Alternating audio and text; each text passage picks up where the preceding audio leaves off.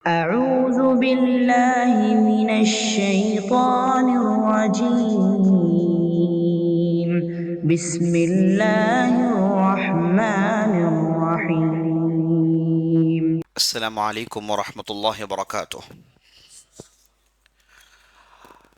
إن الحمد لله نحمده ونستعينه ونستغفره ونعوذ بالله من شرور أنفسنا ومن سيئات أعمالنا. من يهده الله فلا مضل له ومن يضلل فلا هادي له، وأشهد أن لا إله إلا الله وحده لا شريك له، وأشهد أن محمدا عبده ورسوله. يا أيها الذين آمنوا اتقوا الله حق تقاته ولا تموتن إلا وأنتم مسلمون. يا أيها الناس اتقوا ربكم الذي خلقكم من نفس واحدة، خلق منها زوجها وبث منهما رجالا كثيرا ونساء، واتقوا الله الذي تساءلون به والأرحام إن الله كان عليكم رقيبا. يا أيها الذين آمنوا اتقوا الله وقولوا قولا سديدا يصلح لكم أعمالكم ويغفر لكم ذنوبكم، ومن يطع الله ورسوله فقد فاز فوزا عظيما.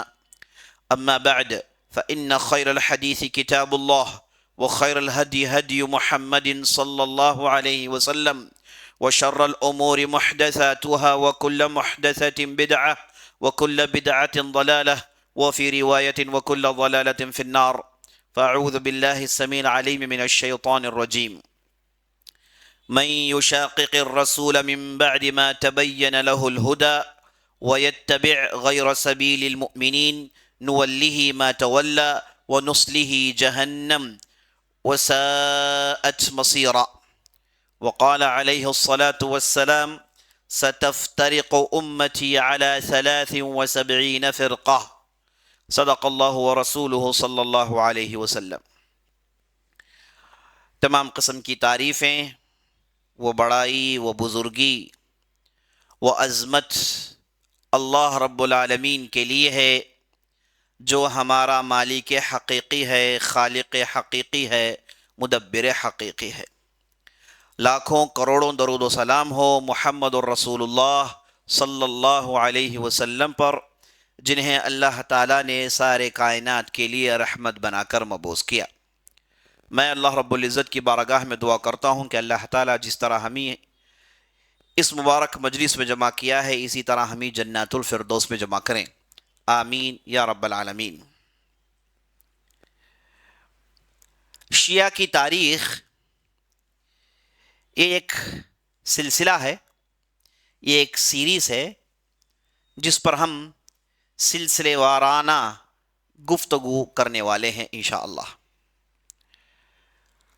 شیعہ اور تشیع یہ دو ایسے لفظ ہیں جن سے اسلام کی نمائندگی میں، اسلام کو پریزنٹ کرنے میں بہت ساری رکاوٹیں پیدا ہوئی ہیں، یہاں تک کہ غیر مسلمان جب انہیں اسلام کی عظمت کا پتہ چلتا ہے، اسلام کی حقانیت کا جب انہیں علم ہوتا ہے، تو وہ اسلام قبول کرنے کے لیے تیار ہو جاتے ہیں۔ فوراً ان کے ذہن میں یہ بات ڈالی جاتی ہے کہ اگر تم مسلمان ہونا چاہتے ہو تو مسلمانوں میں کئی فرقے ہیں، مسلمانوں میں کئی فرقے ہیں، ان فرقوں میں سے کس فرقے کا تم انتخاب کرنے والے ہو؟ عزیز ساتھیوں، بزرگوں، ماؤں، بہنوں، خواتین اسلام، یہ ایسا سوال ہے جس نے کئی لوگوں کو اسلام میں داخل ہونے سے روک دیا۔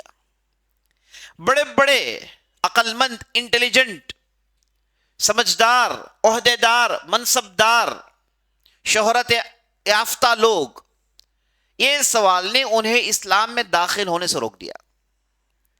تو ان فرقوں نے، خاص طور پر شیعہ اور اہل تشیع، ان لوگوں نے جتنا نقصان اسلام اور مسلمانوں کو پہنچایا، ایسا نقصان نہ یہودیوں نے پہنچایا نہ عیسائیوں نے پہنچایا۔ تاریخ ان کے واقعات سے، ان کے خون ریز معرکوں سے، ان کے مختلف اپنے عقائد کو پروموٹ کرنے کی کوششوں سے بھری پڑی ہوئی ہے. ایسے ایسے واقعات ہیں جسے دیکھ کر آدمی حیران اور پریشان رہ جاتا ہے کہ یہ کیا ہو گیا ہے، اور اس کے ذریعے سے اسلام اور مسلمانوں کو جو نقصان پہنچا ہے یہ ہماری تاریخ کا ایک کالا باب ہے.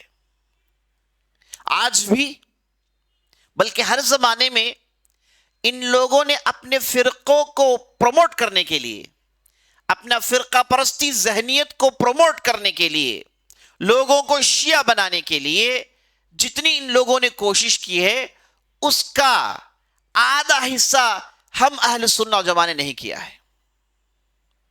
ہر زمانے میں، ہر دور میں ان لوگوں نے ایڑی چوٹی کا زور لگایا کہ لوگ شیعت اختیار کر لیں. اس کے لیے ان لوگوں نے ہر ممکن کوشش کی. اگر باتوں سے کسی کو لبھا نہیں سکتے، اپنے دلائل سے کسی کو مقتنع نہیں کر سکتے، تو انہوں نے دولت کا سہارا لیا، انہوں نے پیسوں کا سہارا لیا، جتنے بھی دنیاوی چیزیں ہیں ان چیزوں کا سہارا لیا تاکہ یہ عقیدہ پروموٹ ہو جائے، تاکہ ان کی تعداد بڑھ جائے. ہر زمانے میں انہوں نے کوشش کی. جتنے بھی بڑے بڑے فتنے آپ دیکھتے ہیں تاریخ میں، ان میں اور اس کے پیچھے اسے اور ورسٹ بنانے کے لیے آپ دیکھیں گے کہ ان کا ہاتھ ہوگا، اور اس کی بنیاد پر یہ اپنے مذہب کی جو ترویج کرتے ہیں وہ ایک الگ سیاہ باب ہے. آج ساری دنیا میں آپ نظر ڈالیں گے تو ان کے یہاں دو حکومتیں ہیں جو پورے ان کے کنٹرول میں ہیں. ایک ہے ایران، جہاں پر شیعیت ان کا لیگل مذہب ہے، مذہب جعفری ان کا جورسپروڈنس اور ان کا کانسٹیٹیوشن کا ایک اہم حصہ ہے. اور عراق جو سنیوں کا تھا، وہاں پر اتنے فتنے برپا ہوئے، اتنے خون ریز لڑائیاں ہوئی اور اتنے جانی نقصانات ہوئے کہ وہاں کی حکومت کو انہوں نے پلٹا. وہاں پر ان لوگوں کو امریکہ کے سہایتے، امریکہ کی مدد سے وہاں پر ان لوگوں کو بٹھایا گیا جو شیعت اپنے اندر رکھتے ہیں، جو اہل تشیع جنہیں کہا جاتا ہے. عراق کے اندر آج بھی ان کے ہاتھ میں طاقت ہے. آپ شام چلے جائیے، سیریا چلے جائیے، وہاں پر جو شیعی فرقہ ہے وہ تو اور بدترین حالت میں ہے. حالانکہ ان ملکوں میں سنیوں کی تعداد بہت زیادہ ہے. عراق آپ کہیے، سیریا کہیے، سنیوں کی بہت بڑی تعداد ہے، لیکن حکومتوں میں اس ظالموں نے اپنے ہاتھ کو ڈالا ہوا ہے. اور یہ بات بھی یاد رکھ لیجئے، انہیں پروموٹ کرنے میں، انہیں آگے بڑھانے میں یہود و نصارہ کا بہت بڑا ہاتھ ہے.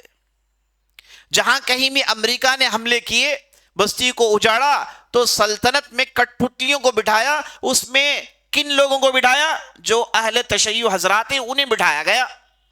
چاہے آپ عراق دیکھ لیجئے، اس کے آس پاس حکومتوں کو دیکھ لیجئے، اور سیریا دیکھ لیجئے، یہاں پر سب یہ ویسٹرن طاقت کی مدد سے یہاں پر شیعی لوگوں کو بٹھایا گیا ہے.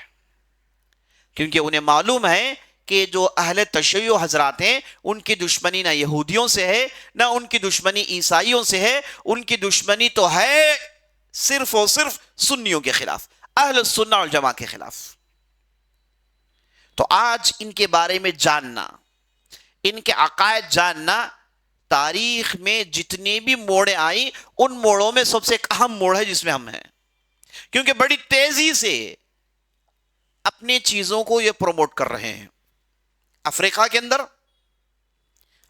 اندر ایسے دور دراز علاقوں میں انہوں نے حسینیات کو بنا ہے، عاشورہ خانوں کو بنایا ہے، اور وہاں کے غریب لاچار محتاج لوگوں کے اندر اہل بیت کا جو ہمیشہ سے دعویٰ کرتے ہیں، اس بنیاد پر وہاں کے لوگوں کو گمراہ کیا ہوا ہے، اور بہت بڑی تعداد ہے. ایک زمانہ ایسا تھا آپ سارے افریقہ کے اندر کسی بھی تشیع عقیدے رکھنے والے کو نہیں دیکھ سکتے، لیکن آج ملکیں ہیں، بستیاں ہیں، مسجدیں نہیں بنی جاتی، عاشورہ خانے بنی جاتے ہیں، اور بہت بڑی تعداد افریقہ کے اندر شیعیت اختیار کر چکی ہے. اور اسے پروموٹ کرنے کے لیے یہ ویسٹرن کلچر، ویسٹرن دنیا میں تو بہت محنت چل رہی ہے، وہاں پر حکومتوں کی طرف سے مددیں ملتی ہیں کہ یہ اپنے عقائد اور اپنی چیزوں کو پروموٹ کریں۔ تو یہ جو موڑ جس میں ہم اور آپ ہیں، یہ تاریخ کا ایک اہم موڑ ہے۔ یہاں پر جہاں یہود و نصارہ مسلمانوں پر ٹوٹ پڑ رہے ہیں، ان سے کئی زیادہ یہ باطل فرقے مسلمانوں کو دبوچنے کی پوری کوشش کر رہے ہیں۔ تو ایسے حالات میں شیعہ عقیدہ اور ان کی تاریخ جاننا بہت ضروری ہے۔ ہم نے کئی سال پہلے اسی موضوع پر مسلسل گفتگو ہم نے کی، اور وہ یوٹیوب کے اندر جب گیا تو ہم نے دیکھا کہ کیسے کیسے لوگوں نے اس کا ریاکٹ کیا۔ اسے دیکھنے کے بعد جو حضرات جس انداز سے کمنٹ انہوں نے کیا تو پتا چلتا ہے کہ یہ کس حد تک سیریس ہے اپنے عقیدے کو لے کر۔ جو بھی کنٹینٹ آپ یوٹیوب میں ڈالیں گے، جو بھی کنٹینٹ آپ سوشل میڈیا میں ڈالیں گے، اس میں جہاں کہیں بھی ان کے خلاف ہو تو اس کے لیے وہ کچھ نہ کچھ ریمیڈی تیار کرتے ہیں۔ بڑے تیزی کے ساتھ، بڑے سنجیدگی کے ساتھ وہ سوشل میڈیا پر نظر رکھے ہوئے ہیں، اور کون کون علماء ہیں جو ان کے خلاف بولتے ہیں، کون کون ہیں جو ان کے پول کو فاش کر رہے ہیں، یہ سب ان کے پاس لسٹ ہے۔ اور یہ تاریخ گواہ ہے کہ تاریخ میں اہم علماء کو، اہم حق پرست علماء کو مارنے میں ان لوگوں کا بہت بڑا ہاتھ ہے۔ تو عزیز ساتھیو، یہ جو ہمارا اسلام ہے، جو اپنی حقانیت کے ساتھ اور اپنے ہدایت کے نور کے ساتھ ساری دنیا میں اپنے شعاعوں کو پھیلایا ہوا ہے، وہاں پر یہ کالی گھٹائیں، وہاں پر یہ کالی دھوائیں بھی موجود ہیں جو سما کو مقدر کرنے کے لیے تیار ہیں، جو کلائمیٹ کو برباد کرنے کے لیے آپ کو دیکھنے کو ملتے ہیں۔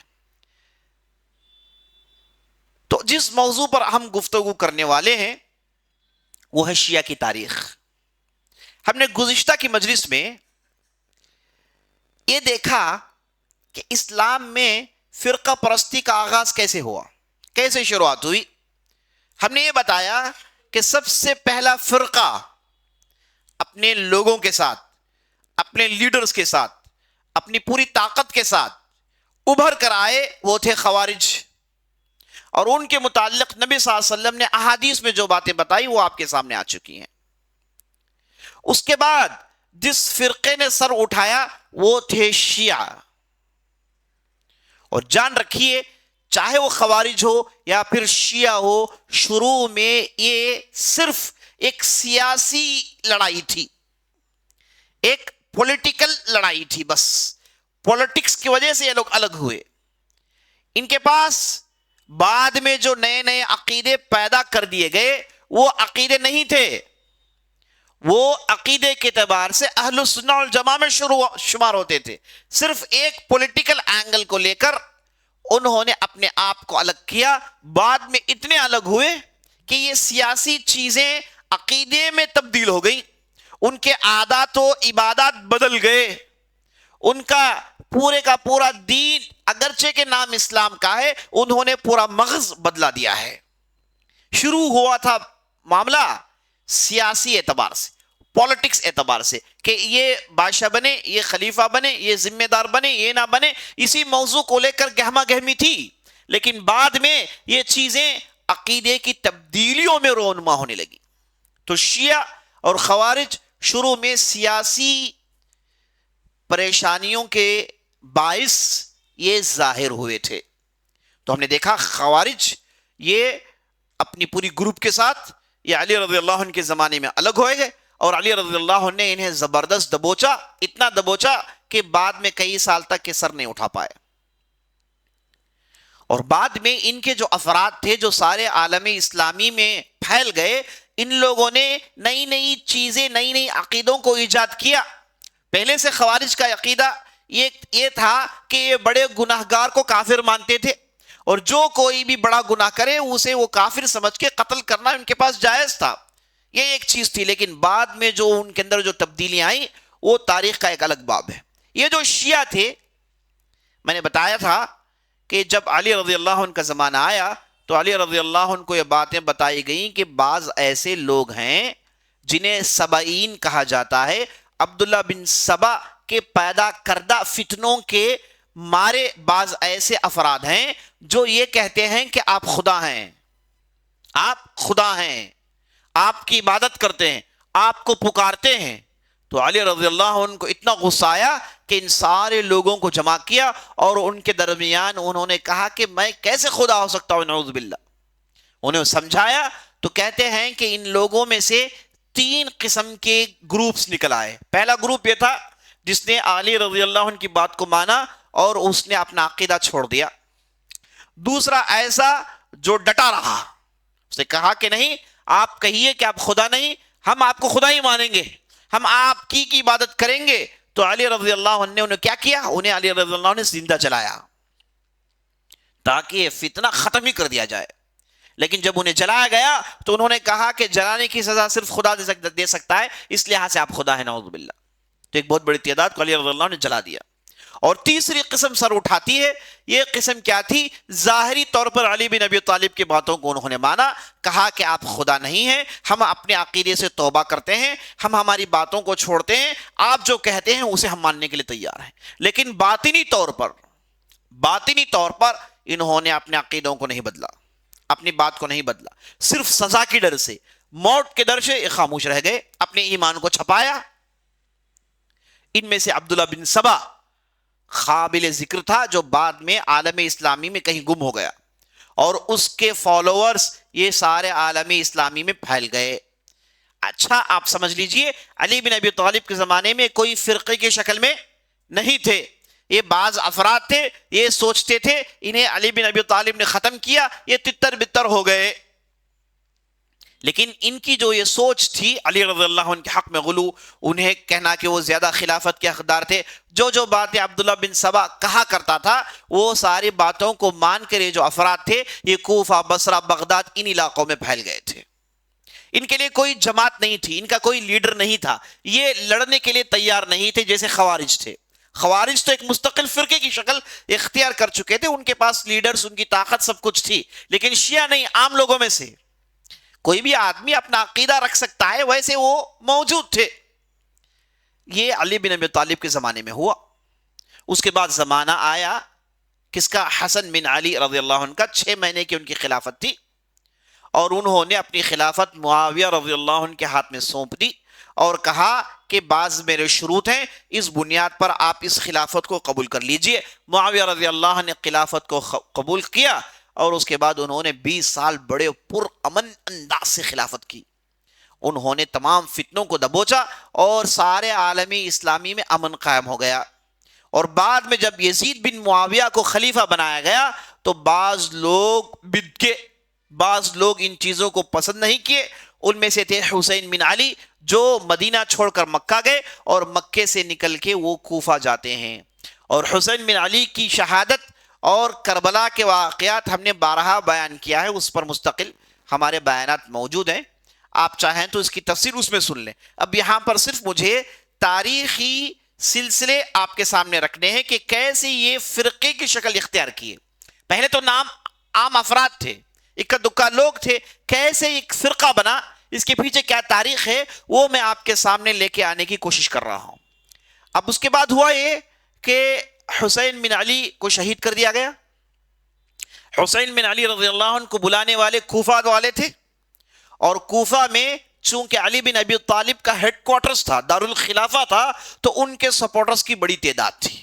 جو علی بن ابی طالب کے سپورٹرز تھے انہیں شیعان علی کہا جاتا ہے، نام یاد رکھیے. علی بن ابی طالب کے سپورٹرز کو شیعان علی کہا جاتا تھا کیونکہ وہاں پر معاویہ رضی اللہ عنہ کے سپورٹرز تھے اور اس کے بعد وہاں پر عثمان رضی اللہ عنہ کے سپورٹرز تھے، تو عثمان رضی اللہ عنہ کے سپورٹرز کو شیعان عثمان کہا جاتا تھا. تو علی بن ابی طالب کے جو سپورٹرز کوفہ اور دوسرے علاقوں میں تھے یہ کیا کہتے تھے کہ علی بن ابی طالب خلافت کے حقدار ہیں، ہے نا. اور وہ معاویہ رضی اللہ عنہ اور دوسرے جو لڑائیاں ہوئیں ان لڑائیوں میں علی بن ابی طالب کے ساتھ کھڑے ہوئے تھے، تو ان کو شیعان علی کہا گیا. اب یہ جو شیعان علی تھے یہ پورے کیا نہیں تھے؟ عبداللہ بن سبا کے پیش کردہ عقیدے کے حامل نہیں تھے. یہ جو شیعان علی تھے ان میں سے بعض عبداللہ بن سبا کے عقیدے کو لے کر انہوں نے علی کو خدا بنانا، علی کے حق میں غلو کرنا اور اہل بیت کے دعووں کو، ایسی بیسی باتوں کو یہ اپنے اندر لیے ہوئے تھے. پورے شیعان علی ویسے نہیں تھے. اسے آپ اچھی طریقے سے سمجھ لینا چاہیے. چونکہ ان کی تعداد بڑی تعداد کوفہ میں تھی، حسین بن علی کو انہوں نے بلایا. بعض روایتوں میں آتا ہے کہ ان کی تعداد 18,000 کی تھی. لگ بھگ 500 سے 700 انہوں نے خطیں لکھی اور حسین بن علی سے کہا کہ آپ آ جائیے، یہاں پر شیعان علی یعنی علی رضی اللہ عنہ کے سپورٹرز موجود ہیں، ہم آپ کے سپورٹ میں کوئی کسر چھوڑ نہیں رکھیں گے، آپ فوراً نکل کر آ جائیے. تو حسین بن علی ان کی ان دعووں کو سن کر، ان کی ان باتوں کو سن کر وہ ٹھگ گئے، دھوکے میں پڑ گئے اور انہوں نے مسلم بن عقیل کو بھیجا جو شہید کر دیے گئے. بعد میں حسین بن علی پہنچے، وہ بھی شہید کر دیے گئے. شہید کرنے والے کون تھے؟ دھوکہ دینے والے کون تھے؟ بلانے والے کون تھے؟ یہ شیعہ حضرات تھی، اس کے علاوہ اور کوئی نہیں. یہ ایسی بات ہے جسے ہم اہل السنہ والجماعہ نہیں کہتے، بلکہ ان کے علماء نے ان کی کتابوں میں لکھا ہے. یہ حقیقت وہ خود جانتے ہیں. بطور حوالہ ایک سن لیجئے، ایک کتاب ہے الملحمۃ الحسینیہ. الملحمۃ الحسینیہ، اس کتاب کے مؤلف کا نام ہے الطبرسی، حسینی توسی الطبرسی. یہ ان کے بہت بڑے علماء میں سے ان کا شمار ہوتا ہے. انشاءاللہ یہ جو سلسلہ جس پر میں گفتگو کر رہا ہوں، اس میں آپ تاریخ دیکھیں گے، ان کے عقائد دیکھیں گے، ان کے علماء دیکھیں گے، ان کے معتبر کتابیں دیکھیں گے، ہے کہ نہیں، اور ان کے جو خون ریز واقعات ہیں وہ آپ کے سامنے آنے والے ہیں انشاءاللہ.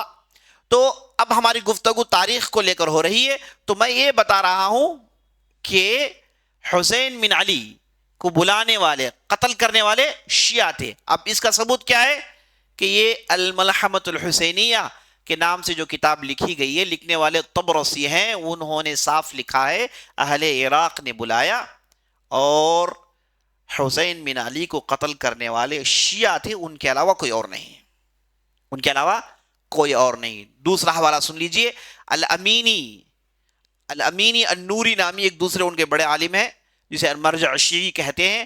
انہوں نے اپنی کتاب میں صاف صاف لکھا ہے کہ حسین بن علی کو قتل کرنے والے یہی شیعہ حضرات ہیں، ان کے علاوہ کوئی اور نہیں. تو حسین بن علی کو قتل کرنے والے کون ہیں؟ یہی شیعہ حضرات ہیں. انہوں نے بلایا اور جب ضرورت پڑی تو انہوں نے مدد نہیں کی اور حسین بن علی کو قتل ہونے چھوڑ دیا. بلکہ ابن الجوشن کے لشکر میں بعض افراد ان کے موجود تھے، آنکھوں کے سامنے شہید کیا گیا. آل البیت کا دعویٰ کرنے والے ان کے آنکھوں کے سامنے آل البیت کو کٹتے ہوئے مرتے ہوئے دیکھتے رہے، کچھ نہیں کیا. ان بزدلوں نے کچھ نہیں کیا، یہی حقیقت ہے. اب جیسے ہی حسین کی شہادت ہوئی تو وہاں پر چند دنوں کے بعد یہ جو افراد تھے جنہوں نے بلایا، انہیں شرم آئی، ان کے دل نے انہیں کوسا کہ تم نے کیا کر دیا. تو وہاں پر ایک جماعت کی شکل شروع ہوئی، وہاں پر لوگ جمع ہوئے. مقصد یہ تھا کہ حسین کی شہادت کا بدلہ لیا جائے، عبید اللہ بن زیاد سے انتقام لیا جائے. اتنا بڑا جو ظلم ہوا اسے ہم دیکھتے رہے، کچھ نہیں کر پائے، اب ہم کو کچھ کرنا ہے. یہ شعور کب آیا؟ یاد رکھیے 61 میں حسین کی شہادت ہوئی ہجری. اب یہ جو میں بات بتا رہا ہوں جمع ہونا یہ 65 ہجری میں، 4 سال کے بعد یہ بیداری ان کے اندر پیدا ہوئی. 4 سال تک اپنے آپ کو کورسے رہے، جمع ہونے کی انہوں نے بات کی لیکن کچھ ہو نہیں پایا. تو بعد میں بعض اہم لیڈرز ان کے جو جمع ہوئے، ان میں سے مختار بن ابی عبید ایک بڑا نام ہے. اور اس کے بعد یہ لوگ جمع ہو کے سلیمان بن سرد الخزاعی نامی، ان کے تعلق سے آتا ہے کہ یہ صحابی رہے ہوں گے، بڑی عمر کے تھے اور بڑے نیک آدمی تھے. ان کی نیکی اور ان کی دیانتداری کو دیکھ کے ان لوگوں نے انہیں لیڈر بنا دیا. ان کی سرپرستی میں 65 کے اندر 65 ہجری میں جیش التوابین، توبہ کرنے والوں کا لشکر کے نام سے، جیش التوابین کے نام سے ان لوگوں نے 4000 کی نفری کو جمع کیا. 4000 کی تعداد جمع ہوئی. مقصد یہ تھا کہ عبید اللہ بن زیاد اور دوسرے افراد جن لوگوں نے حسین کو قتل کیا انہیں قتل کیا جائے. جمع ہوئے، یہ باہر نکلے 4000 کی ان کی تعداد تھی، اور یہ بعض علاقوں میں لڑائیاں ہوئی. اور جب معلوم ہوا حکومت کو جب معلوم ہوا کہ یہاں پر ایسے تعداد جمع ہو رہی ہے، یہ وہ زمانہ تھا، غور سے سنیے اہم واقعہ، یہ وہ زمانہ تھا جب خلافت میں یزید بن معاویہ انتقال کر گئے. ان کے لڑکے معاویہ بن یزید گدی پر بیٹھنے سے انہوں نے انکار کیا. تو اس دوران عبداللہ بن زبیر جو مکے میں رہتے تھے، انہوں نے اپنی خلافت کا اعلان کیا. ان کی خلافت کو پورا حجاز مان چکا تھا، اور عراق میں انہوں نے اپنے بھائی مصعب بن زبیر کے ذریعے اپنی خلافت کو پھیلا رہے تھے. اور شام کے افراد جن میں مروان بن حکم جو تھے، انہوں نے انکار کر دیا عبداللہ بن زبیر کو خلیفہ ماننے سے. تو شام کا علاقہ عبداللہ بن زبیر خلیفۃ الرسول، خلیفۃ المؤمنین، ان کے ہاتھ سے باہر تھا. حجاز اور عراق یہ علاقے ان کے ہاتھ تھے. یہ وہ زمانہ تھا جب جیش التوابین سر اٹھا کے لڑنے کے لیے کھڑے ہو گئے تھے. ایک طرف عبداللہ بن زبیر خلافت کا اعلان کرنے والے ہیں، اور ایک طرف شام کے لوگ بکھرے ہوئے ہیں. عراق میں یہاں پر یہ چیز پیش آ رہی ہے. تو ہوا کیا، جیش التوابین کے جو سردار تھے سلیمان بن سرد، انہوں نے لوگوں کو لے کے وہ گئے کوفہ میں، اور عبید اللہ بن زیاد کو شہید کیا گیا، شہید نہیں مار دیا گیا، قتل کر دیا گیا. اور دوسرے جو دشمن تھے انہوں نے مارا. لیکن اس وقت کی جو گورنمنٹ تھی، جو لشکر تھی، اموی لشکر تھی، ان سے ان کی لڑائی ہو گئی. لیکن لڑائی ہونے کی وجہ سے یہ ہار جاتے ہیں. مشکل تھا مقابلہ گورنمنٹ کے خلاف. ان کی 4000 کی تعداد، وہ 30,000 سے زیادہ تھے. تو ان لوگوں کے لیے کچھ کرنے کا موقع نہیں ملا. یہ سارے کے سارے شہید کر دیے گئے. لیکن انہوں نے عبید اللہ بن زیاد کو شہید کر دیا. اور جن جن ظالموں نے حسین بن علی کے قتل میں حصہ لیا، اکثر لوگوں کو انہوں نے مار دیا. گویا کہ ایک انتقام انہوں نے لے لیا. اس کے بعد ان کے بہت سارے لیڈرز مار دیے گئے. اس کے بعد یہ معاملہ ختم ہو گیا. تو یہ جو جیش التوابین ہے، یہ شیعہ کی تاریخ میں سب سے پہلے جمع ہو کے ایک لیڈر کے ماتحت لشکر کی حیثیت اختیار کر کے تاریخ میں پہلی مرتبہ یہ ظاہر ہوئے. ورنہ اس سے پہلے کیا تھے؟ گنے چنے افراد تھے. یہ عقیدہ بعض لوگوں کا تھا. یہ پہلی مرتبہ یہ جمع ہوئے اور سارے عالم میں ظاہر ہوئے ایک فرقے کی شکل میں. لیکن ابھی بھی یاد رکھ لیجئے، ان کے عقیدے میں بگاڑ نہیں تھا. یہ صرف حسین بن علی کے سپورٹرز تھے، ان کا انتقام لینا چاہتے تھے.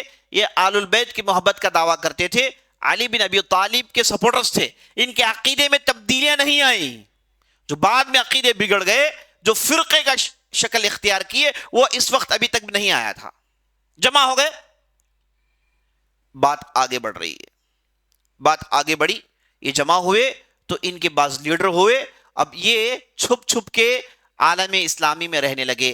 یہ وہ زمانہ تھا جب انہوں نے تقیہ کے کانسپٹ کو انٹروڈیوس کیا.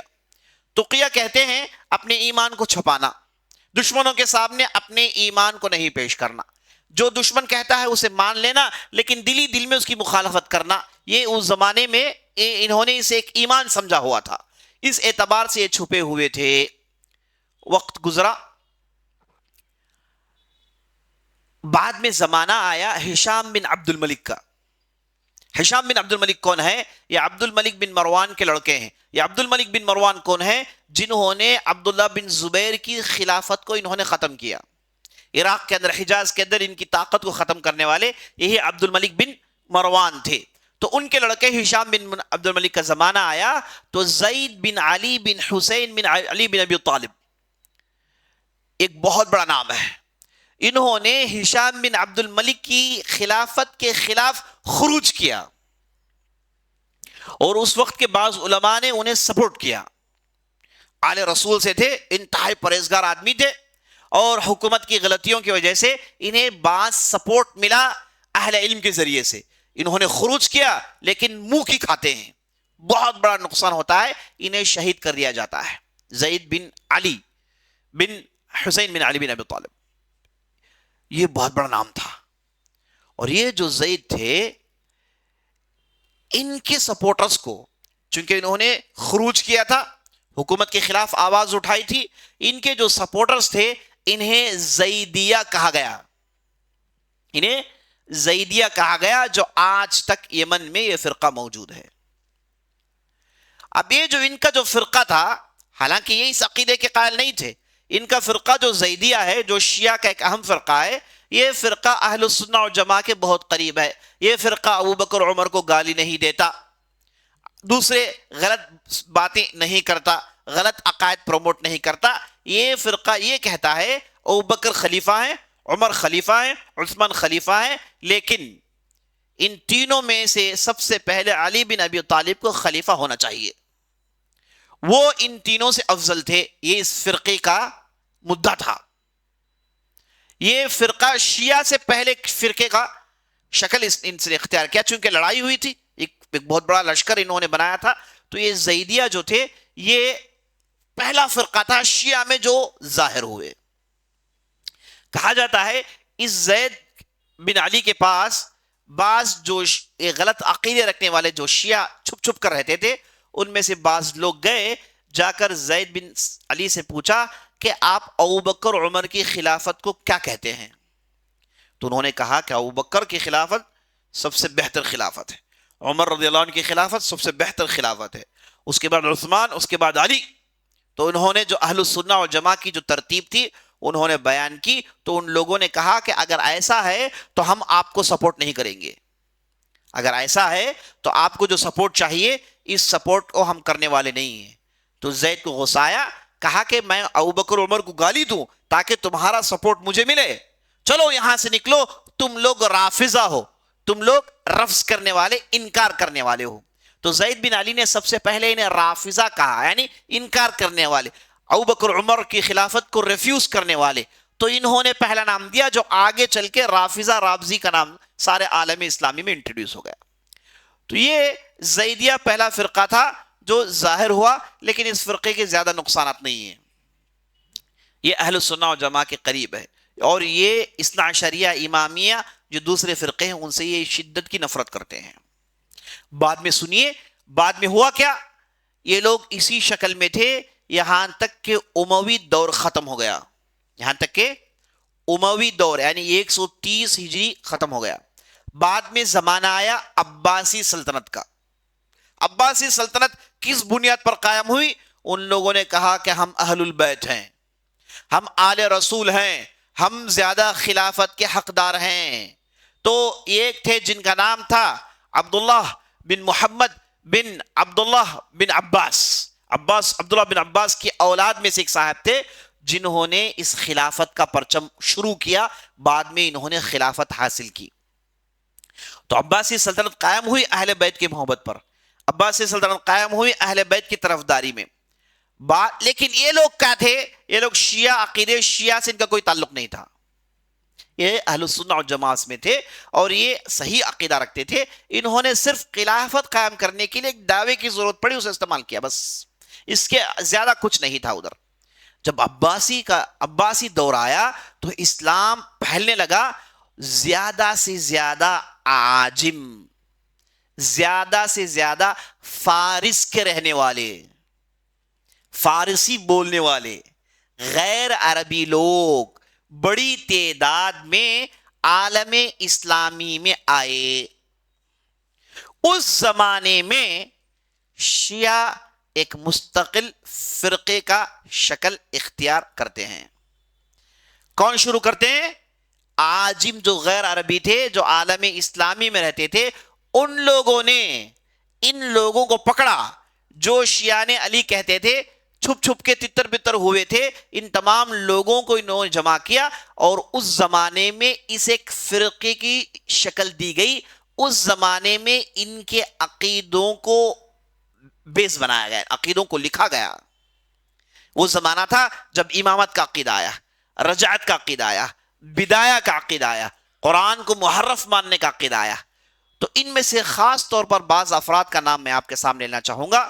ان میں سے ایک صاحب تھے جعفر الاحول، ہے نا، اور اس کے بعد محمد القمی، اور اس کے بعد محمد بن مسلم. یہ وہ افراد تھے جن لوگوں نے شیعہ عقیدے کی بنیاد ڈالی. تو تو لگ بھگ 140 سال تک، بلکہ 150 سال تک یہ علی رضی اللہ عنہ کے سپورٹرز کے نام سے مشہور تھے. ان کے عقیدے میں بگاڑ نہیں تھا، لوگ انہیں فرقہ نہیں سمجھتے تھے. یہ سمجھ لیجئے آپ، جیسے ہی عاجم کا دخل ہونا شروع ہوا، وہ دخل اندازی شروع کرتے ہیں تو وہاں پر نئے عقیدے وجود میں آتے ہیں. تو اسے آپ یاد رکھیے، یہاں سے نئے عقیدہ شروع. اس سے پہلے عقیدے میں کوئی بگاڑ نہیں، اس سے پہلے کوئی نئی باتیں نہیں، اس سے پہلے عام مسلمانوں کا جو عقیدہ تھا وہی عقیدہ ان لوگوں کا تھا. عقیدے میں ان کے اندر کوئی تبدیلی نہیں آئی.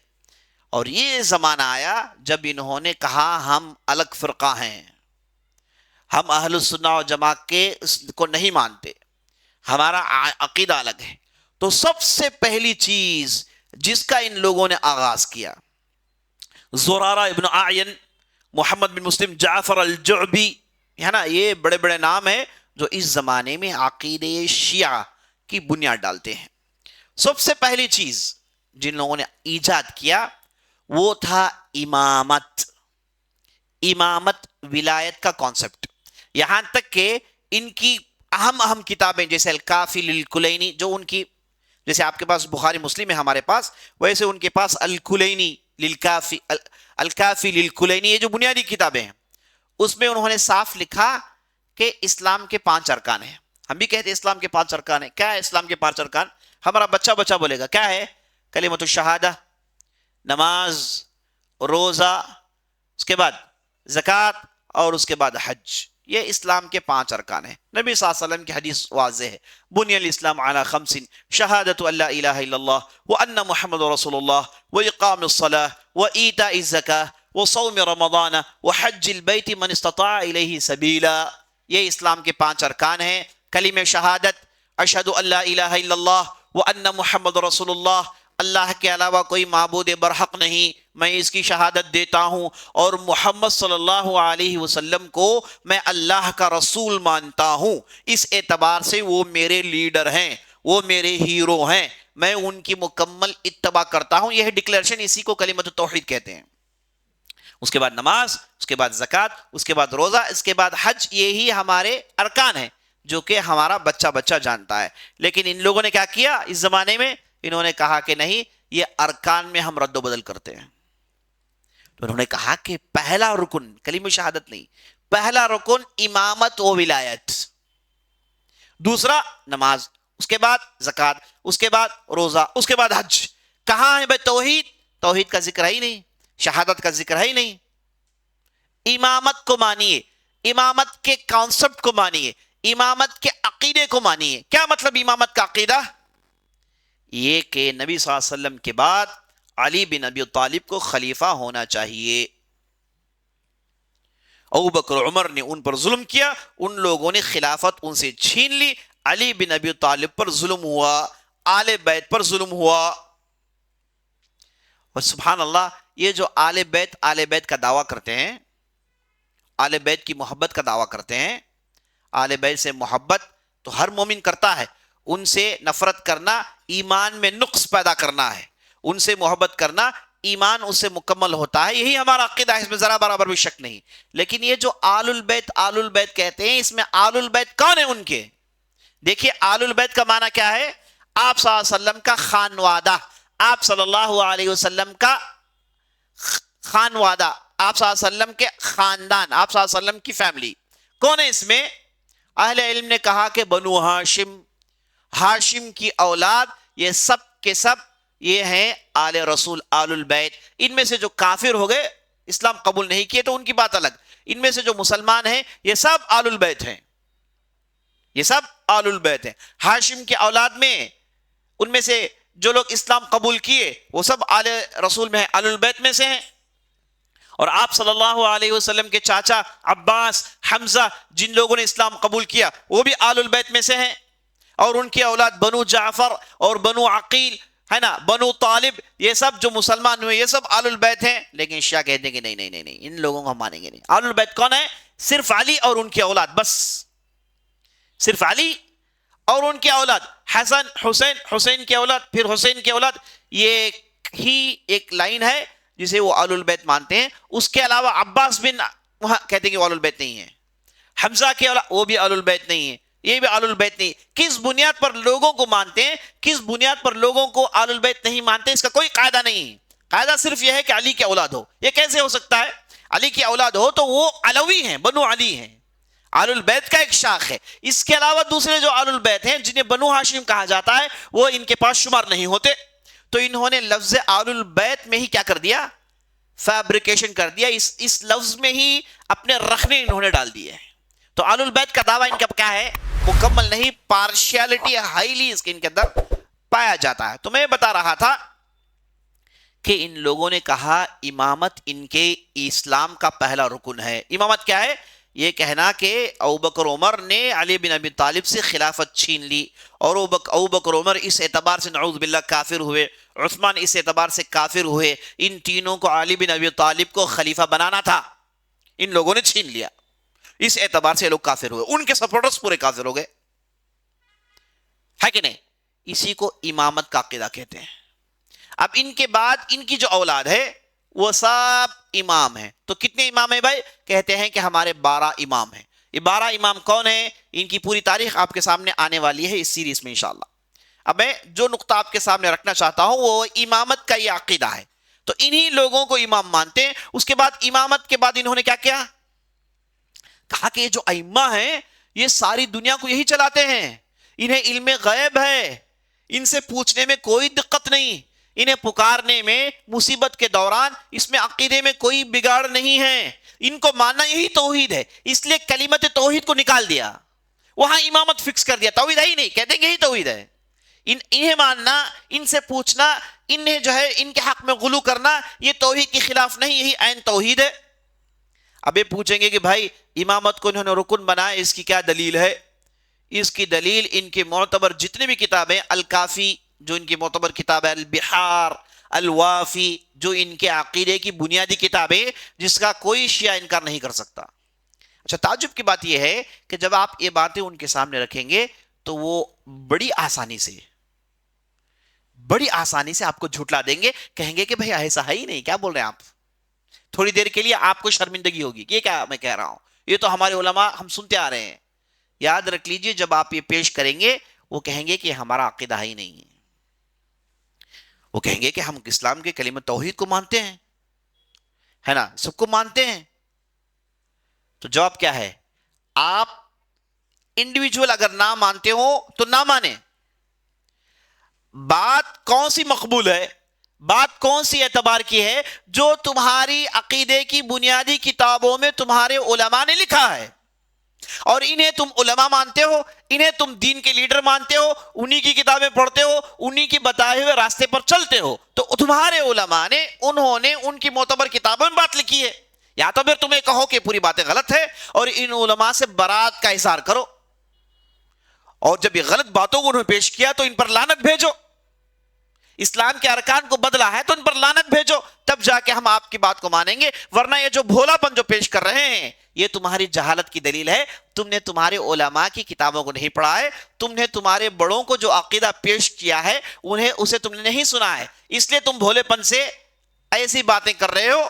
سارے لوگوں کو جوڑنے کی باتیں, ہے نا, شیعہ آپ لیڈرز کو سنیں گے, ان کے علماء کو سنیں گے, سب کو جوڑنے کی بات کریں گے, کہیں گے کہ ہمارا ایمان ایک ہے, ہم ایک اللہ کی عبادت کرتے ہیں, ہم ایک رسول کی جو ہے اتباع کرتے ہیں, ہم ایک قرآن کو مانتے ہیں, ہے نا, ہمارا ایک قبلہ ہے. بعض اہل علم نے ان کے پورے دعووں کو نوٹ کیا اور ایک ایک کا جواب دیا. کہا کہ تم کہتے ہو کہ ایک اللہ کو مانتے ہو, بھائی تمہارے جو خاتمۃ المحدثین, ان کے ہاں ایک ہیں, ان کا لقب کیا ہے؟ خاتمۃ المحدثین, یعنی ان کے محدثین کا بہت بڑا ایک محدث جن کا نام ہے نعمت اللہ الجزائری, جسے ہر تھوڑے بہت سد بدھ شیعت کے تعلق سے ہے وہ جانتے ہیں نعمت اللہ الجزائری کون ہے. وہ صاحب نے اپنی کتاب میں صاف لکھا ہے کہ جو خدا اپنے رسول کا خلیفہ علی نہیں بنایا ہے وہ خدا ہمارا خدا ہی نہیں. جی, اب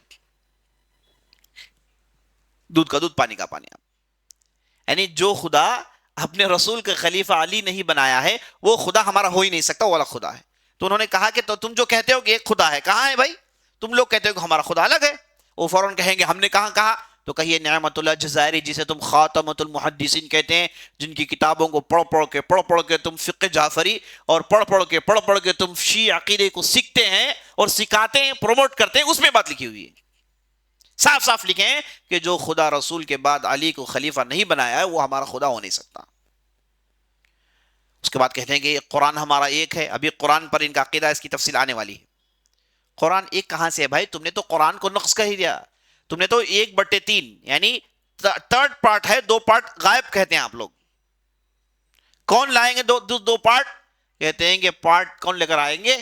آخری زمانے مہدی آئیں گے نا، وہ 2 پارٹ لے کر آئیں گے۔ تم جو قرآن کہتے ہو اس میں 6,500 آیتیں ہیں، ہم جس قرآن کو مانتے ہیں اس میں 17,000 آیتیں ہیں۔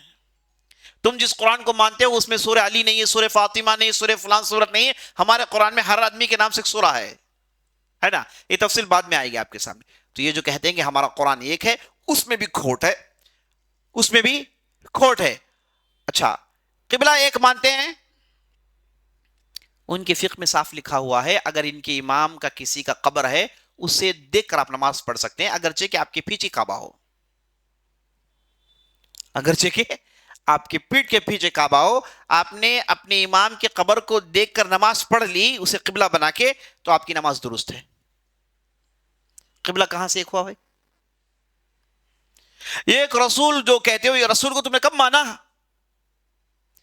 رسول کے پورے اصحاب کو تم نے کافر کہہ دیا، رسول کی بیویوں کو تم نے نعوذ باللہ کیا کچھ نہیں کہا، پھر لفظ رسول کا معنی ہے ہی نہیں، صرف ایک کاغذ ہے بس، اصل پورے حقیقتوں کو تم نے مانا نہیں، کہاں سے ہم اور آپ ایک ہو گئے؟ تو یہ جن کا جو بھولا پن ہے، یا تو پھر یہ جہالت کی دلیل ہے، یا تو پھر یہ تقیہ کر رہے ہیں، اپنا عقیدے کو چھپا رہے ہیں، لوگوں میں اچھا لبادہ اوڑھ رہے ہیں، ورنہ ان کی کتابوں میں ان کے علماء نے اپنی اپنی مجلسوں میں جو کچھ کہا ہے، جو کچھ کہتے ہیں، جو کچھ لکھا ہے، ایسی گندگیاں ہیں، ایسی غلط سلط باتیں ہیں، ایسی گمراہیاں ہیں کہ اسے عام آدمی پڑھ کے قبول نہیں کر سکتا، عام آدمی پڑھ کے قبول نہیں کر سکتا۔ تو بتا یہ رہا تھا میں، امامت ان کے پاس توحید کے برابر ہے، ارکان اسلام کو مٹا دیا اور کہا کہ پہلا جو رکن ہمارا ہے وہ ہے امامت۔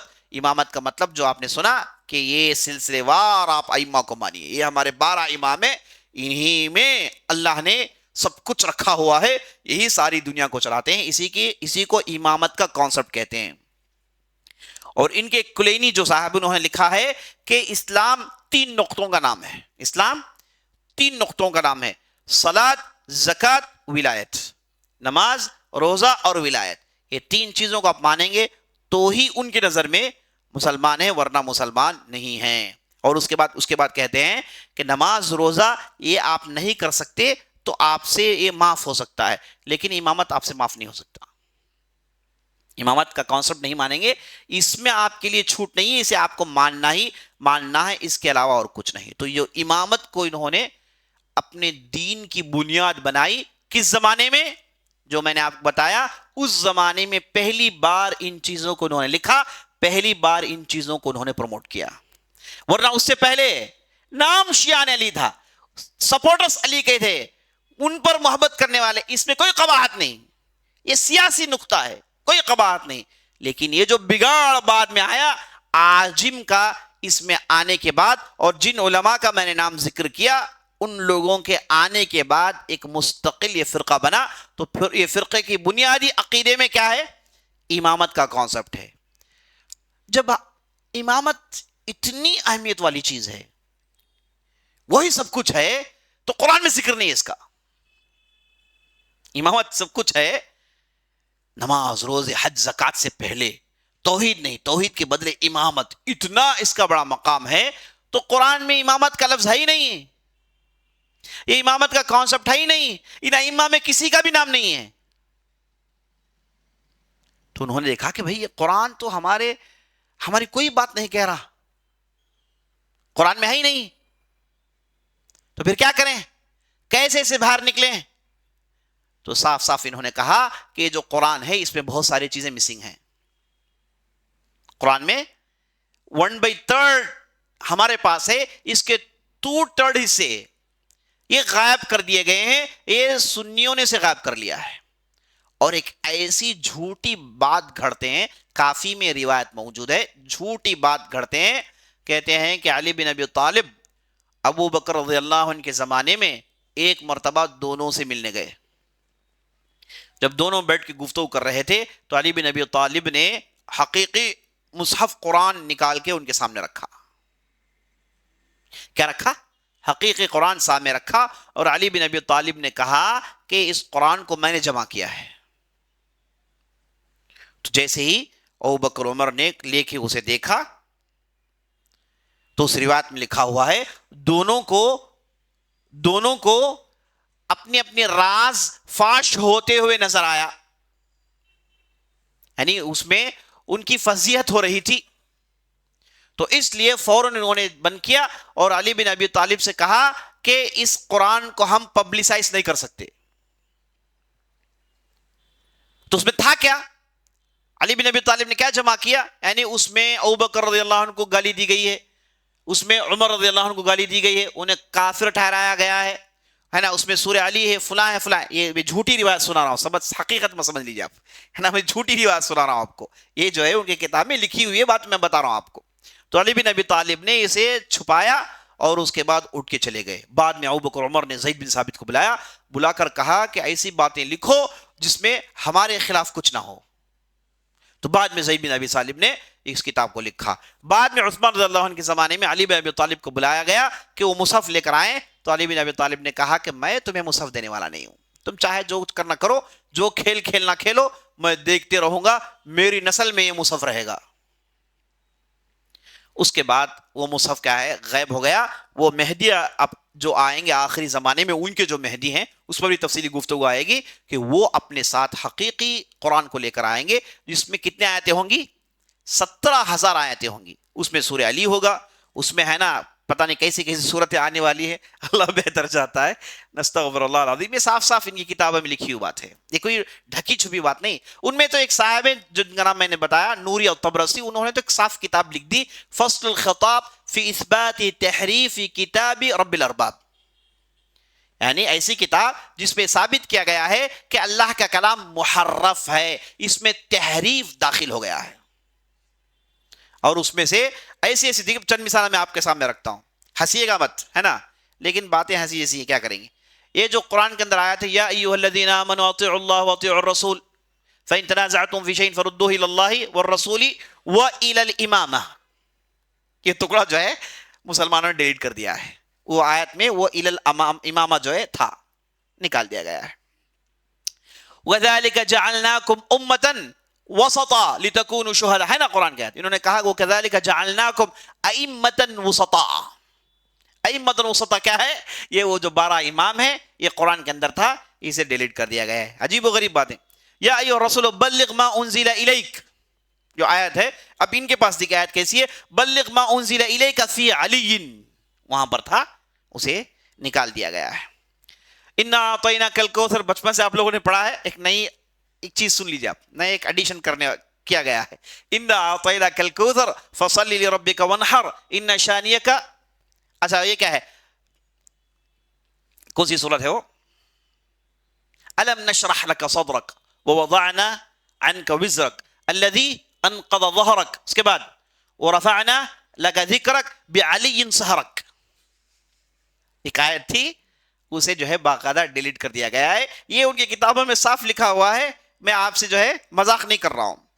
سأل سائل بعذاب واقع للکافرین لیس له دافع، یہ آپ نے بچپن سے پڑھا ہے، ان کے پاس کیا ہے، للکافرین بولایت علی لیس له دافع، یعنی جہاں کہیں بھی جو بھی بکنا ہے، کہتے ہیں کہ یہ آیتیں تھیں، یہ جو ہے آیتیں تھی، پتہ نہیں کیسے ان کے پاس باتیں معلوم ہو گئی، کہتے ہیں کہ یہ آیتیں اس میں تھیں، اس کتاب میں بات لکھی ہوئی ہے کہ یہ آیتیں تھی، اسے جو ہے تبدیل کر دیا گیا ہے، وہ اصل جو چیز ہے وہ مہدی لے کر آئیں گے۔ تو اصل چیز وہ لے کر آئیں گے، تمہیں کیسے معلوم ہو گیا؟ اس کا جواب جو ہے ان کے پاس، کہتے ہیں کہ یہ سب تھا، سورہ علی تھا، سورہ فاطمہ تھا، آپ کو کیسے پتا چل گیا؟ آپ نے 17,000 والی مصحف دیکھا ہے؟ نہیں نہیں ہم نے تو نہیں دیکھا ہے. وہ مہدی لے کر آئیں گے تو معلوم کیسے ہو گیا؟ ایگزام ہے تھوڑا پیپر لیک ہونے کے لیے. انڈین گورنمنٹ کیا ہے نیٹ کا ایگزام پیپر لیک ہونے کے لیے. بھائی یہ قرآن ہے، اللہ کا کلام ہے. کہتے ہیں کہ جو ہے اسے معلوم ہو گیا. عجیب و غریب دعوے ہیں، عجیب و غریب دعوے ہیں. اور اس کے بعد سنیے، اچھا چونکہ امامت کا ذکر قرآن میں نہیں ہے تو قرآن ہی کو انہوں نے انکمپلیٹ کہا. ایسی باتیں کہی جس میں جو ہے ولایت کا ذکر آنا چاہیے، امامت کا ذکر آنا چاہیے. اور ان تمام چیزوں کے لیے، ان تمام باتوں کے لیے، ان تمام روایتوں کے لیے ایک شخص کی ان کی ضرورت تھی. انہیں ایک ایسے امام کی ضرورت تھی جو مشہور ہو، ان کے حساب سے آل البیت میں ہو، اور اس کی بات معتبر ہو. تو ان لوگوں نے پکڑا امام جعفر الصادق کو. امام جعفر الصادق رحمت اللہ علیہ انتہائی زبردست ہستی رہے ہیں، لیکن مدینے سے باہر کبھی نہیں گئے. مدینہ ان کا گھر تھا، مسجد نبوی میں درس دیتے تھے، وہی رہتے تھے. جتنے بھی ان کے کارنامے ہیں، جتنا بھی ان کا علم تھا، مدینے میں ہی تھا. لیکن ان کے جتنے بھی فالوورز کا جو دعویٰ کرتے ہیں پورے عراق میں رہتے ہیں. زرارہ بن اعین جو نام میں نے آپ کے سامنے رکھا، جعفر الاحول، جعفر الجعبی، محمد بن مسلم، یہ جتنے بھی جو ہیں یہ سب کہتے ہیں کہ ہمارے استاد جعفر الصادق ہیں، ہم نے ان کے پاس علم پڑھا ہے. بھائی یہ تھے مدینے میں، تم لوگوں کوفہ میں کیسے علم مل گیا؟ کیسے معلوم ہو گیا؟ ہمارا اگر زمانہ ہو تو فیس بک میں پڑھے بھائی، فیس بک کا اسٹوڈنٹ، یا پھر جو ہے ہم نے انسٹاگرام میں پڑھا ہوگا، یوٹیوب کے ذریعے سے انہوں نے lectures, on line lectures attend کیا ہوگا، کہہ سکتے ہیں. اس زمانے میں اس کا کوئی چانس نہیں. نہ یہ کبھی بصرہ گئے ہیں اس کا ریکارڈ ہے، نہ وہ لوگ مدینہ اس کا کوئی ریکارڈ ہے. محدثین کے پاس یہ بالکل سلسلہ منقطع ہے. لیکن یہ ڈنکے کی چوٹ میں دعویٰ کرتے ہیں کہ ہمارے استاد جعفر الصادق ہیں، ہم جو بھی کہتے ہیں انہی کے ذریعے سے کہتے ہیں. تو ان کی زندگی میں، ان کے ہوتے ہوئے، ان کے نام سے اتنی روایتیں گھڑی ہیں، لاکھوں کی روایتیں گھڑ دی. 1000 2000 20 30 نہیں، لاکھوں کی روایتیں، سلسلے سند ان پر ختم ہوتا ہے. لوگ جا کر پوچھتے کہ بھائی یہ کیا ہے؟ کہتے ہیں کہ میں لوگ جانتا بھی نہیں ہوں، یہ جو بات کہتے ہیں میں جانتا ہی نہیں ہوں. ان کے موجودگی میں ان کے شاگرد کہہ کے ان پر اتنی روایتیں گھڑی ہیں. یہ جو کلینی کی جو الکافی ہے جسے وہ بخاری کہتے ہیں، یہ پوری روایتیں جعفر الصادق پر ختم ہوتی ہیں. اور یہ جو گروپ تھا جن کا نام میں لیا ہوں، یہ لوگ بیٹھ کے باقاعدہ حدیث کریٹ کرتے تھے، فیبریکیٹ کرتے تھے. سند کیا ہے بھائی؟ سند کیا ہے؟ جعفر صادق ہے نا، ڈالو ان کا نام. کیا بار بار سند پوچھ رہے ہیں آپ لوگ؟ وہ تو ہے نا ہمارے پہلے تو تیار ہے. من گھڑ کہانیاں، من گھڑ سندیں لکھی. یہ جو پوری کتاب ہے جو 10 بڑے بڑے والیومز میں ہے، ان میں آپ دیکھیں گے پوری روایتیں جعفر الصادق پر ختم ہوتی ہیں. پوری روایتیں ان پر ختم ہوتی ہے. جعفر الصادق انہوں نے پکڑ لیا اور اس کے بعد فقہ جعفری شروع کیا. وہ خود شروع کیا ہی نہیں، انہیں کو پتا ہی نہیں. انہوں نے کبھی کسی مذہب کا بنیاد انہوں نے شروع نہیں کیا، انہیں معلوم نہیں. کہتے ہیں کہ فقہ جعفری کب جعفر علیہ رحمت اللہ علیہ کب انہوں نے فقہ شروع کیا نہیں معلوم. اور اس میں ضوام میں کہتے ہیں کہ جعفر الصادق کے شاگرد امام ابو حنیفہ تھے، تمہارے جو امام ہے وہ ہمارے امام کے شاگرد ہیں، تو اس اعتبار سے فقہ جعفری تمہارے فقہ سے پرانا ہے. ہم سوال ہی کرتے ہیں کہ بھئی آپ جو جعفر بول رہے ہیں نا، وہ جو ہے کوئی اور ہے. ہم جس جعفر جو مدینے والے ہے نا، جو باقر محمد الباقر کے فرزند جو ہیں، وہ نہیں ہے. آپ کوئی اور بول رہے ہیں. آپ یہ ہمارے جو ہم جسے جعفر مانتے ہیں وہ تمہارے جعفر ہی نہیں. اس لیے کہا، بہت بڑے عالم ہیں، انہوں نے کتاب لکھا جعفرنا و جعفرہم، ہمارے جعفر اور ان کے جعفر. دونوں میں واقعات نکل کر کہا کہ ہم جو جعفر بولتے ہیں وہ جو تم بولتے ہو نہیں ہے، تم کوئی اور جعفر دکھا رہے ہو رحمت اللہ علیہ. تو اس اعتبار سے انہیں اپنے پورے کاموں کے لیے بنیادی ایک شخص کی ضرورت تھی. انہوں نے جعفر الصادق کو پکڑ لیا اور ان کے نام سے روایتیں لکھ لکھ کے ان کی کتابوں میں انہوں نے بھر دیا. تو کہتے ہیں جعفر رضی اللہ عنہ رحمت اللہ علیہ نے کہا کہ قرآن 3 ہیں، قرآن کے 3 حصے ہیں، ایک حصہ ہمارے لیے، ایک حصہ ہمارے دشمنوں کے لیے، اور ایک حصہ جس میں واقعات ہیں، احکامات ہیں. تو یہ 3 حصے والا اصل مصحف تھا. اب ہمارا نام نہ ہے نہ ہمارے دشمنوں کا ذکر ہے، تو اس اعتبار سے یہ انکمپلیٹ ہے مانتے ہیں، ہے نا. اب یہ جو میں بات بتا رہا ہوں یہ ایسی بات نہیں کہ جو ہے دشمنی میں کہہ دیا، ہے نا، غصے میں کہا، ایسی بات نہیں ہے. دیکھیے میں بتاتا ہوں، الکلینی، القمی، العیاشی، الطبرسی، فرات بن ابراہیم، والبحرانی، والمجلسی، والجزائری، والنوری طبرسی، والخوبی، یہ سب ان کا ایمہ ہے. سب کی کتابوں میں واقعات ہیں جو میں آپ کو بتا رہا ہوں. سبوں نے اپنی اپنی کتابوں میں یہ واقعوں کو نقل کیا ہے. وقت نہیں ساتھ دے رہا ورنہ میں صفحے نمبر کے ساتھ بتاتا کون سے جلد میں کون سے صفحے میں انہوں نے لکھا ہے. اس حد تک پورے ڈیٹیلز ہمارے اہل علم نے جمع کیا ہے. تو اس میں کوئی بھی بات ایسے ہی بغیر بنیاد کے پھینکا نہیں جا رہا ہے، ہر بات تحقیق کے بعد آپ کے سامنے لائی جا رہی ہے. تو عزیز ساتھیو، یہ قرآن کے ساتھ ان کا جو رویہ ہے، قرآن کے ساتھ ان کا جو کھلواڑ ہے، عجیب و غریب ہے. تو آج ہماری بات ہم یہی روکتے ہیں، یہ سلسلہ ہے ایسے ہی آگے بڑھے گا انشاءاللہ. آئندہ مجلس میں ان کے اہم عقیدوں میں جو بگاڑیں پیدا ہوئی اس پر ہم نظر ڈالنے کی کوشش کریں گے، اور اس کے بعد ان کے اندر کتنے فرقے ہیں، کون سا فرقہ کیا مانتا ہے، اور اسماعیلیہ فرقہ کون ہے. اسماعیلیہ کنہیں کہا جاتا ہے؟ یہ جو بہرے ہو گئے، دروز ہو گئے، ہے نا، یہ جو دوسرے بڑے بہائیہ، بابیہ، جو بڑے بڑے آغا خانیہ، بڑے بڑے جو فرقے بعد میں نکلے، ان کی فرقوں کی کیا عقائد ہے، کیا بنیاد ہے، یہ بھی انشاءاللہ ہم آپ کے سامنے آئندہ مجلس میں لانے والے ہیں. اور اللہ سے دعا کرتے ہیں ہم نے جو بھی کہا، جو بھی سنا ہے، اس کے مطابق عمل کرنے کی توفیق بخشے. سبحان ربک رب العزت عما یصفون وسلام علی المرسلین والحمد للہ رب العالمین. موضوع کے متعلق کوئی سوال ہے تو کریے گا انشاءاللہ. ولایت، امامت، ولایت وہی امامت ہے، ولایت وہی امامت ہے، اسی کو ہے نا وہ امامت کہتے ہیں، اسی کو ولایت کہتے ہیں، وہی عقیدہ ہے. یعنی ولایت کا مطلب کیا ہے؟ خلافت. علی رضی اللہ عنہ کو ولایت ملنی چاہیے تھی جو دوسرے نے لے لی، یہ معنی ہے اس کا.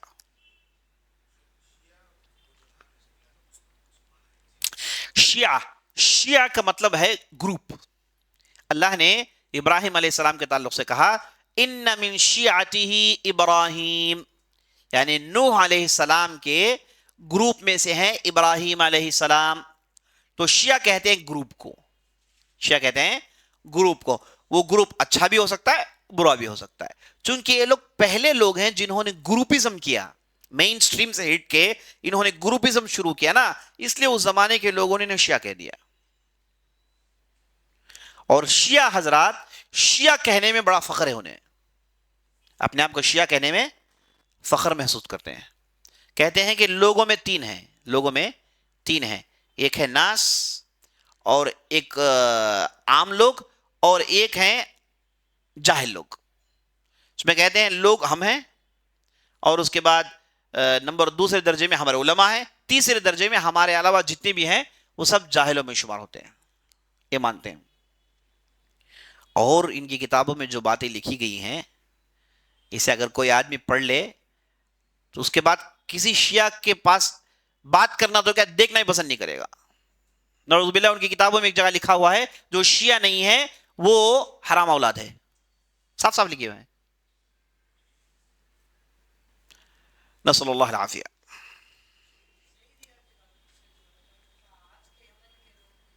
سوال کر رہے ہیں کہ زیدیہ کے تعلق سے آپ نے جو بتایا، ہاں آج بھی یمن میں زیدیہ فرقہ ہے. زیدیہ کی کئی فرقے ہیں، ان میں سے ایک فرقہ ہے جارودیہ. کیا نام ہے؟ فرقے کا نام جارودیہ ہے. اس فرقے نے ایران سے تعلقات قائم کر کے وہ رافضی بن گیا، ورنہ زیدیہ ہونے کی وجہ سے شیخین یعنی ابوبکر اور عمر پر کچھ کہنا نہیں چاہیے، ان کی خلافت کو ماننا چاہیے. لیکن یہ جو فرقہ ہے، یہ جو امامیہ سے مل کے اس نے زیدیہ ہونے کے ساتھ ساتھ امامی عقیدہ اپنے اندر شامل کر لیا ہے. اب یہ جو جارودیاں ہیں انہوں کو حوثیین کہا جاتا ہے.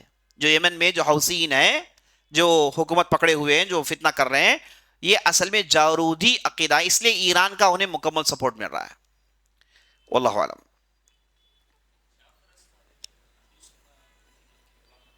سوال یہ کر رہے ہیں کہ جعفر الصادق اہل السنہ والجماعہ کے علماء ہیں کیا؟ وہی اہل السنہ جماعہ ہیں. جعفر الصادق کون ہے؟ اللہ اکبر. یہ کس کے لڑکے ہیں؟ علی بن حسین بن علی بن ابی طالب کے لڑکے ہیں، ہے نا. بہت بڑا نام ہے، بہت بڑے امام ہیں، بہت سارے اہل علم محدثین فقہا کے وہ امام رہے ہیں، استاد رہے ہیں، بلکہ انہی سے اہل السنہ والجماعہ اپنا عقیدہ لیتے ہیں. تو ہمارے پاس ان کے تعلق جو روایتیں ہیں وہ بھی انشاءاللہ آپ کے سامنے آئیں گی. تو وہ اس میں وہ باتیں بالکل نہیں ہے جو یہ لوگ کہتے ہیں. انہوں نے باقاعدہ ٹارگٹ کر کے، انہیں ایک آدمی کی ضرورت تھی، انہوں نے جعفر الصادق کو ٹارگٹ کر لیا. انہی کے ذریعے سے کہتے ہیں کہ یہ جو پورا ہمارے پاس ہے یہ پورا جعفر الصادق سے ہم نے لیا ہے، جبکہ جعفر الصادق کو اس کے بارے میں پتہ ہی نہیں، پتہ نہیں یہ لوگ کہاں سے لے لیے ہیں. واللہ اعلم.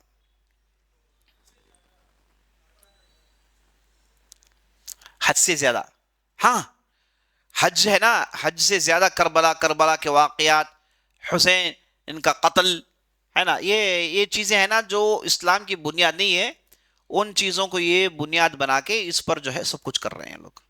آپ نے بالکل صحیح فرمایا، کربلا کے واقعات ان سے ان کے پاس حج سے زیادہ بہتر ہے. اسی لیے نجف میں حج کے لیے جاتے ہیں، وہاں پر طواف ہے، وہاں پر ان کی مستقل عبادات ہیں. نجف جو عراق کے اندر ہے وہ ان کے لیے مقدس زمینیں جہاں آتے جاتے ہیں، وہاں پر انہوں نے مشہد بنا ہوا ہے، لکھے ہوئے ہیں بنا کے بڑا. لوگ جاتے ہیں باقاعدہ، وہاں پر بھی طوافیں ہوتی ہیں، وہاں پر بھی زیارتیں ہوتی ہیں. بس واللہ عالم. ٹھیک ہے، مجلس ختم کر لیتے ہیں. سبحانک اللہم وبحمدک اشہد ان لا الہ الا انت استغفرک.